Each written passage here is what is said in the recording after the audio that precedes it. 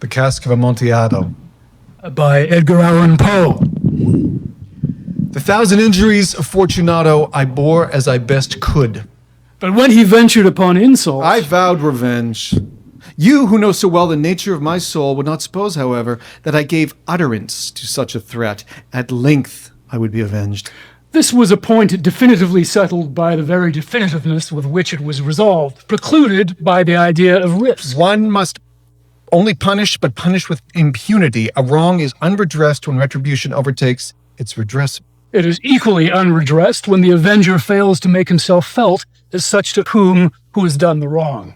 It must be understood that neither by word nor deed had I given Fortunato cause to doubt my good will. I continued, as was my wont, to smile in his face, and he did not perceive that my smile was now the thought of his immolation. He had a weak point, this Fortunato, although in other regards he was a man to be respected and even feared. He prided himself on his connoisseurship in wine. A few Italians have the true virtuoso spirit. For the most part, their enthusiasm is adapted to suit the time and opportunity to practice imposture upon the British and the Austrian millionaires. In painting and gemmery, Fortunato, like his countrymen, was a quack. But in the matter of old wines, he was sincere. In this respect... I did not differ from him materially. I was skillful in the Italian vintages myself, and I bought largely whenever I could. It was around dusk one evening during the supreme madness of the carnival season that I encountered my friend.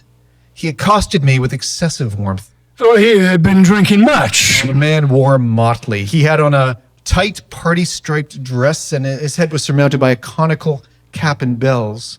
I was so pleased to see him that I thought I should never stop wringing his hand. My dear Fortunato, you are most luckily met. How remarkably well you are looking today. But I have received a pipe of what passes for Amontillado, and I have my doubts. How? Amontillado? A pipe? Impossible. And in the middle of a carnival? I have my doubts, and I was silly enough to pay the full Amontillado price without consulting you in the matter. You were not to be found, and I was fearful of losing a bargain. Amontillado. I have my doubts. Amontillado. And I must satisfy them. Amontillado.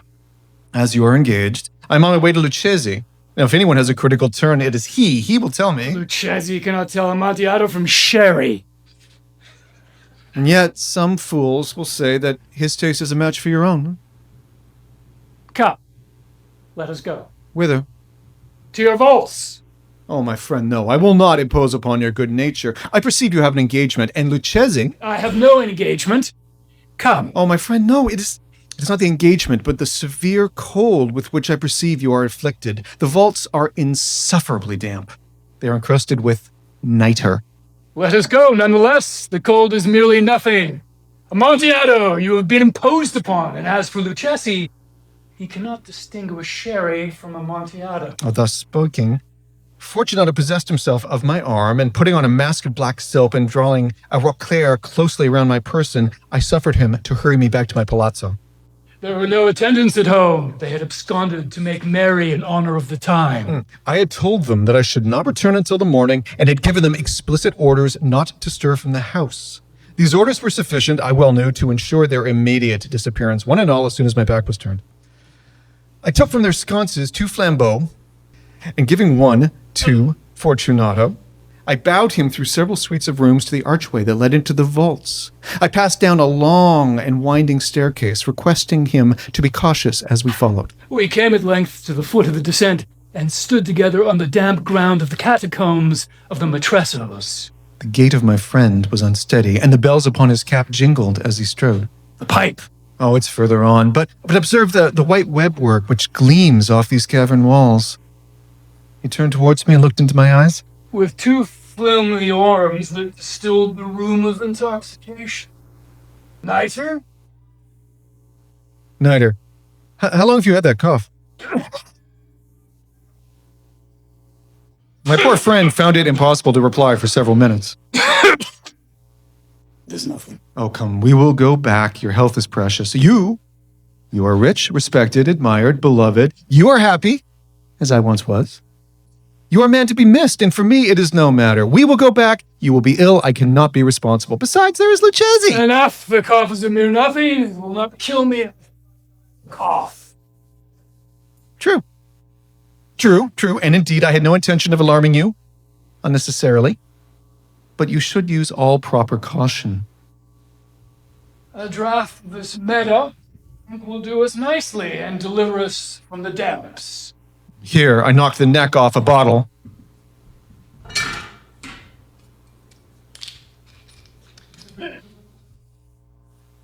From which I drew a long row of its fellows that lay upon the mold. Drink, I said, presenting the wine. Drink! He'd raised his to his lips with a leer. He paused and noted to me familiarly while his bells jingled. I drink to the buried that repose around us. And out of your long life. These vaults are extensive. The Montressors were a great and numerous family. I forget your arms. Oh, a huge human foot. In a field azure, and the foot crushes a serpent rampant whose fangs are embedded in the heel. And the motto? Nemo me impune lecessit. Good!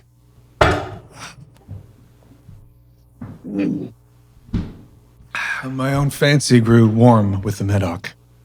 We had passed through the walls of piled bones with casks and puncheons intermingling into the innermost recesses of the catacombs. I paused again, and this time I made bold to seize Fortunato by an arm above the elbow. The niter, you see, it increases. It hangs like moss upon the vaults. We are below the river's bed. The drops of moisture trickle along the bones. Come, we will go back. Your cough? It is nothing. Let us go on. But first, another draught to the Medoc.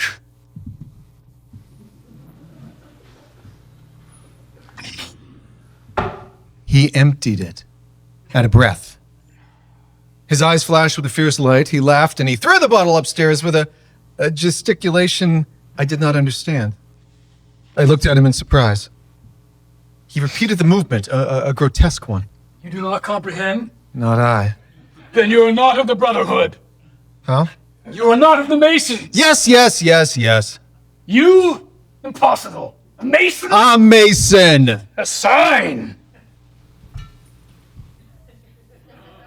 It is this, I answered, producing a trowel from beneath the robes of my rodocaire. You jest. But let us proceed to the Amontillado. Be it so, I said, again offering my arm. He leaned upon it heavily.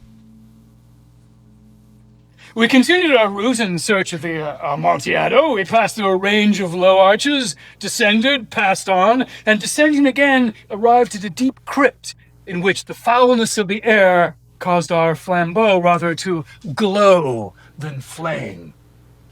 At the remote end of the crypt, there appeared another, less spacious. Its walls had been lined with human remains, piled to the vault, overhead in the fashion of the great catacombs of Paris. 3 sides of the interior crypt were still ornamented in this manner. From the fourth, the bones had been thrown down and lay promiscuously upon the earth, forming at one point a mound of some size, within the wall thus exposed. By the displacement of the bones, we perceived a still interior recess in depth about 4 feet, in width 3, in height possibly 6 or 7. It seemed to have been constructed for no special use within itself, but formed merely the interval between the 2 of the colossal supports of the roof of the catacombs, and was backed by one of their circumscribing walls of solid granite. It was in vain that Fortunato, uplifting his dull torch, endeavored to pry into the depths of the recess. Its termination, the feeble light, did not enable us to see. Proceed! Herein is the Amontillado. As for Lucchese? He's an ignoramus! Interrupted my friend as he stepped unsteadily forward, while I followed immediately his heels. In an instant, he'd reached the extremity of the niche. And finding his progress arrested by the rock, stood stupidly, bewildered. A moment more, and I'd fettered him to the granite. In its surface were 2 iron staples, distinct from each other around 2 feet horizontally. And from one of these depended a short chain, from the other a padlock. Throwing the chains around his waist, it was but the work of a few seconds to secure it. He was much too astounded to resist, and withdrawing the key, I stepped back from the recess. Pass your hand, I said, over the wall. You cannot help but feeling the damp. Indeed, it is very damp. And once more, I must implore you to return. No? Oh, then I will positively leave you. But first, I must render you all of the little attentions in my power. The, Amontillado? True, the Amontillado. And as I said these words, I busied myself among the pile of bones, of which I've before spoken, and throwing them aside, I uncovered a quantity of building stone and mortar. With these materials and with the aid of my trowel, I began vigorously to wall up the entrance of that niche. I had scarcely laid the first tier of the masonry when I discovered that The intoxication of Fortunato had in great measure worn off. the earliest indication I had of this was a low moaning cry from the depth of the recess. It was not the cry of the drunken man. And then there was a long and obstinate silence. I laid the second tier, and the third, and the fourth, and then I heard the furious vibrations of the chain. The noise lasted for several minutes, during which I might hearken to it with more satisfaction. I ceased my labors, and I sat down upon the bones. And when at last the clanking subsided, I resumed the trowel, and I finished without interruption the fifth, the sixth, and the seventh tier. The wall was now nearly above level of my breast, and I again paused, and, holding the flambeau over the mason work, threw a few feeble rays upon the figure within. A succession of loud and shrill screams burst suddenly from the throat of the chained form. It was now midnight, and my task was drawing to a close.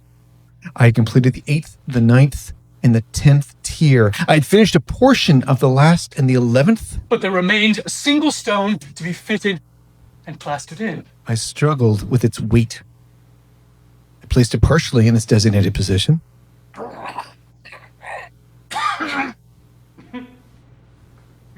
But now there came from the niche a low laugh that erected the hairs upon my head.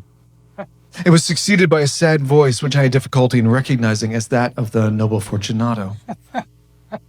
And the voice said, A very good joke indeed, an excellent jest. We'll have many a rich laugh about it at the palace.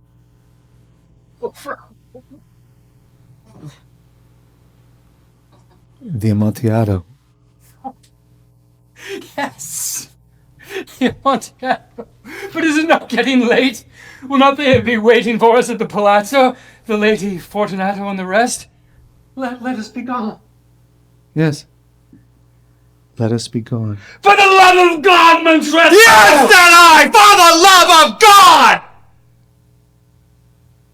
But to these words, I hearkened in vain for a reply. I grew impatient. I called aloud, Fortunato! No answer still. I thrust a torch through the remaining aperture and let it fall within. There came forth in return only a jingling of the bells. My heart grew sick on account of the dampness of the catacombs. I hastened to make an end of my labor. I forced the last stone into its position. I plastered it up, and against the new masonry, I re-erected. The old rampart of bones. For the half of a century, no mortal has disturbed them. In pace. Requisat. Thank you.